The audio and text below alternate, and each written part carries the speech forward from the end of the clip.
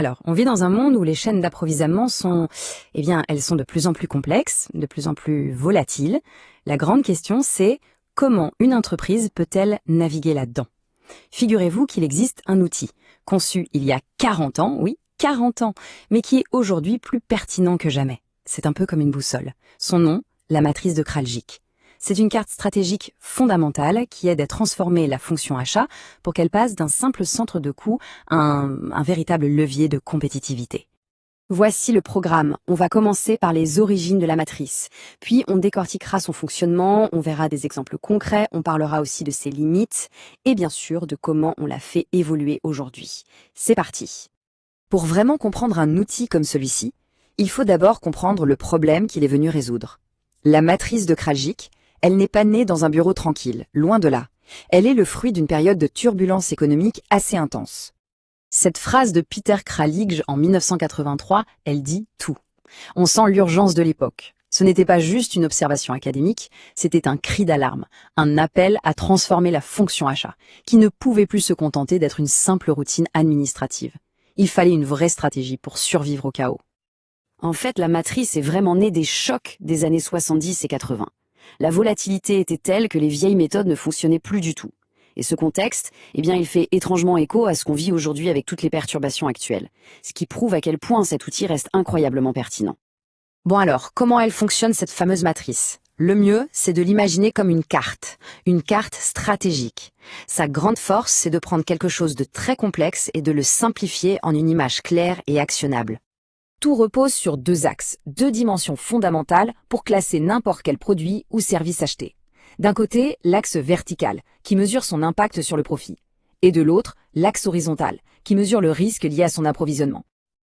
L'axe vertical, c'est l'importance stratégique. Attention, il ne s'agit pas juste du coût, loin de là. On évalue ici son influence sur la qualité du produit final, sa contribution à l'image de l'entreprise et même son rôle dans les futurs projets de croissance. C'est beaucoup plus large que le simple prix d'achat. L'axe horizontal, lui, il mesure la complexité, la difficulté d'obtenir ce produit. Est-ce qu'on est sur un marché avec un seul fournisseur? Est-ce qu'il existe des alternatives faciles? La logistique est-elle un cauchemar? Voilà le genre de questions qu'on se pose pour cet axe.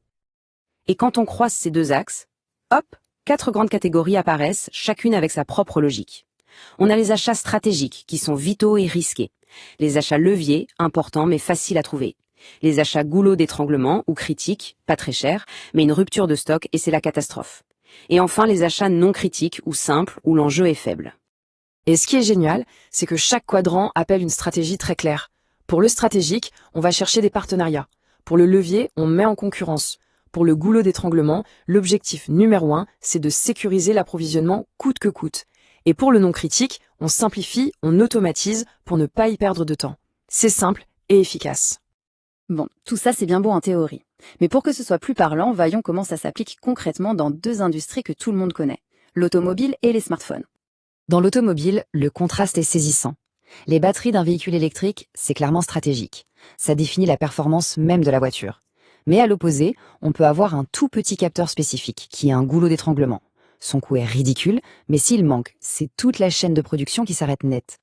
C'est exactement la même logique pour un smartphone. Le processeur, l'écran, évidemment, c'est stratégique. Mais le vrai danger se cache parfois dans un détail. Imaginez un adhésif spécial pour garantir l'étanchéité. Coût minime. Mais s'il n'est fabriqué que par un seul fournisseur, avec une formule chimique secrète, il devient un goulot d'étranglement, capable de bloquer la production de millions d'appareils. Maintenant qu'on a vu sa puissance, il faut aussi être lucide. C'est un outil formidable, mais aucun modèle n'est parfait. Surtout un modèle qui a été pensé dans le contexte des années 80. Il a forcément ses limites. Voilà la question fondamentale qu'on doit se poser. Le monde a radicalement changé. Les chaînes d'approvisionnement sont devenues globales, hyper connectées, et elles sont soumises à des risques qui n'existaient même pas à l'époque. Alors, est-ce que la carte originale a besoin d'une sérieuse mise à jour? Les critiques sont assez claires. La matrice peut n'être qu'une photo à un instant T et donc devenir très vite obsolète. Elle repose aussi sur des jugements qui peuvent être subjectifs, et puis elle se concentre beaucoup sur les risques extérieurs, et peut parfois nous pousser à être un peu trop passifs, surtout face aux achats les plus critiques. Mais face à ces limites, la matrice n'a pas été jetée à la poubelle. Au contraire, elle a évolué. On parle maintenant de Kraljic 2.0. Voyons comment elle se réinvente pour rester un outil stratégique de pointe. Le passage à cette version 2.0, c'est une vraie transformation. D'abord, on y intègre les critères ESG pour avoir une vision complète du risque, pas juste économique. Ensuite, on la digitalise pour en faire un tableau de bord vivant qui se met à jour en temps réel. Et enfin, et c'est crucial, ça devient un outil de collaboration partagée dans toute l'entreprise. Et cette intégration des critères ESG, c'est peut-être l'évolution la plus importante, parce qu'elle peut complètement, mais alors complètement, changer la classification d'un achat. Prenons l'exemple du cobalt. Dans la matrice classique, on pourrait le classer en levier. Coût élevé, certes, mais le marché existe. Sauf que, si on intègre les risques sociaux, éthiques liés à son extraction, le risque total explose. Et là, le cobalt bascule de la case levio à la case stratégique. La priorité n'est plus le prix, c'est la traçabilité et l'éthique. La stratégie est totalement redéfinie. Pour finir, allons encore un cran plus loin. Une vision stratégique vraiment complète ne peut pas se limiter à son propre nombril. Il faut aussi, et c'est essentiel, comprendre comment nos fournisseurs nous voient. Et pour ça, il existe un autre outil, un peu le miroir de Kraljic, la matrice de préférence fournisseur. Elle inverse complètement la perspective. Elle analyse comment un fournisseur classe ses clients. Est-ce que l'entreprise est vue comme un partenaire clé ou alors comme un petit client, voire un client pénible? Et là, on touche à un point absolument crucial. La relation, elle va dans les deux sens.